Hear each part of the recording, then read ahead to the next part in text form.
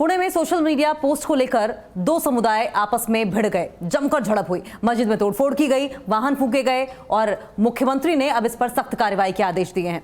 दरअसल पुणे जिले के दौंड तालुका स्थित यवत गांव में आपत्तिजनक सोशल मीडिया पोस्ट के बाद शुक्रवार को दो समुदायों के बीच में तनाव भड़क उठा, जिससे कि इलाके में पत्थरबाजी हुई और आगजनी की जमकर घटनाएं भी देखने को मिली, जिसका वीडियो जो है वो सोशल मीडिया पर अब जमकर वायरल हो रहा है। महाराष्ट्र के पुणे जिले के यवत कस्बे में सामाजिक एकता और सांप्रदायिक सौहार्द को चुनौती देती एक चिंताजनक घटना सामने आई है। इतिहास और सम्मान के प्रतीक छत्रपति शिवाजी महाराज की प्रतिमा के क्षतिग्रस्त होने से पहले ही इलाके में तनाव व्याप्त था और जब ये मूर्ति तोड़ी गई, ये प्रतिमा तोड़ी गई, उसके बाद ये तनाव और ज्यादा फैल गया और इसी बीच एक युवक द्वारा सोशल मीडिया पर एक पोस्ट डाला गया और कहा यह जा रहा है कि तथाकथित तौर पर कि आपत्तिजनक स्टेटस उस तनाव को और भड़का के चला गया। पुणे के दौंड में मस्जिद पर जमकर पथराव किया गया और पथराव के बाद दो समुदायों के बीच भिड़ंत हुई और इसके बाद पुलिस ने स्थिति को नियंत्रण करने के लिए आंसू गैस के गोले छोड़े। फिलहाल हालात अभी भी तनावपूर्ण हैं और क्षेत्र में भारी पुलिस बल की तैनाती की गई है। महाराष्ट्र के पुणे से पथराव की खबर सामने आई। पुणे जिले के दौंड तालुका में एक मस्जिद पर पथराव की घटना के बाद से दो समुदाय आपस में भिड़ गए हैं और इससे पहले 26 जुलाई की अगर बात करें तो यवत रेलवे स्टेशन के पास एक शिव मंदिर में शिवाजी महाराज की प्रतिमा को किसी ने खंडित कर दिया था और उसके बाद से ही क्षेत्र में तनाव फैलता गया। जिस जगह पर यह घटना हुई वो दौंड क्षेत्र में आता है, जो कि पूरी तरीके से एक ग्रामीण क्षेत्र है, गांव का इलाका है। इस क्षेत्र में हिंदू मुस्लिम आबादी बराबर रहती है। मामले में पुलिस ने कुछ लोगों को हिरासत में ले लिया है। अब देखिए इसके बाद क्या हुआ। लोगों ने बाजार को बंद करा दिया, लोगों के व्यापार ठप पड़े हुए हैं। ये पूरा मामला एक सोशल मीडिया पोस्ट से जुड़ा हुआ है। शुक्रवार सुबह पुणे के दौंड के यवत गांव में एक समुदाय के युवक ने सोशल मीडिया पर आपत्तिजनक पोस्ट किए और इसके बाद एक समुदाय के लोगों ने दोपहर तक यवत क्षेत्र का साप्ताहिक जो बाजार लगता था उसे भी बंद करा दिया। दूसरी ओर क्या हुआ, दूसरी ओर कुछ लोगों ने बाइकों को आग के हवाले कर दिया, आगजनी करनी शुरू कर दी। बड़े पैमाने पर आगजनी हुई। मामले में यवत पुलिस निरीक्षक नारायण देशमुख ने यह बताया कि आपत्तिजनक पोस्ट करने वाले युवक का नाम सैयद है, उसको पुलिस ने हिरासत में ले लिया है। फिलहाल गांव में सिचुएशन इस टाइम पे बहुत टेंस्ड है, बहुत ही ज्यादा तनावपूर्ण स्थिति बनी हुई है। बड़ी संख्या में पुलिस की तैनाती की गई है ताकि किसी भी अप्रिय घटना पर काबू पाया जा सके। यवत गांव में आज दोपहर में एक इंफॉर्मेशन सामने आई कि किसी एक यंगस्टर ने, एक यंग लड़के ने उसके मोबाइल फ़ोन पे और फेसबुक व्हाट्सएप पे एक स्टेटस रखा है जो ऑब्जेक्शनेबल स्टेटस है। तो इसकी रिपोर्टिंग होते ही उस लड़के को पुलिस स्टेशन ने अपने थाने में लिया और गांव के लोगों से, जो प्रतिनिधि लोग आए थे, उनके साथ मीटिंग शुरू की। लेकिन तब तक ये जो मैसेज था, वो जो स्टेटस है, वो गांव में फैल चुका था और उसकी वजह से फिर ऑलरेडी इमोशन कुछ हाइटन थे, क्योंकि कुछ 8 दिन पहले ही गांव में कुछ तान तनाव की घटना होने की वजह से इमोशन हाइटन थे। तो लोग रास्ते पे आए, उसमें से कुछ यंगस्टर्स ने ग्रुप बना के गांव में घूमना शुरू किया। लेकिन तब तक हमारी पेट्रोलिंग टीम, हमारा बंदोबस्त यहाँ पे इमीडिएटली रिस्पॉन्ड किया और किसी को किसी प्रकार की इंजरी नहीं हुई है। जो 1-2 स्ट्रक्चर को थोड़ा सा नुकसान हुआ है उसका हम अभी आढ़ावा ले रहे हैं और गाँव में पूर्णपणे शांतता है। अभी लॉ एंड ऑर्डर जो है मेंटेन किया गया है, पेट्रोलिंग टीम्स है हमारी।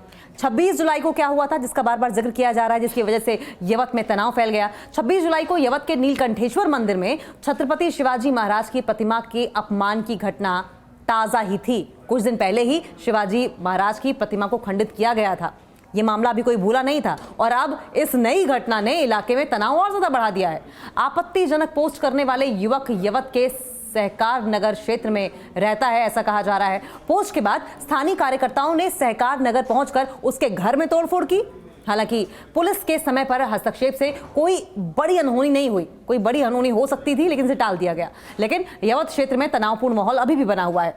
देखिए जानकारियां ये कह रही हैं, इन्फॉर्मेशन जो मिल रही है उसके हिसाब से 26 साल के आरोपी युवक ने सोशल मीडिया पर भड़काऊ पोस्ट किया था। पुलिस ने उसे हिरासत में लेकर अब मामला भी दर्ज कर लिया है।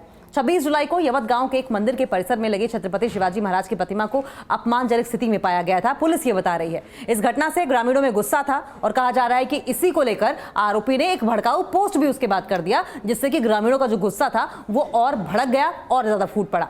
अब इस पे एसपी संदीप सिंह गिल ने जो जानकारी दी है उसके मुताबिक एक युवक ने व्हाट्सएप और फेसबुक पर आपत्तिजनक स्टेटस रखा था, जिसकी शिकायत मिलते ही युवक को हिरासत में लेकर पुलिस स्टेशन लाया गया। लेकिन तब तक ये पोस्ट सोशल मीडिया पर आग की तरह फैल गया, वायरल हो गया।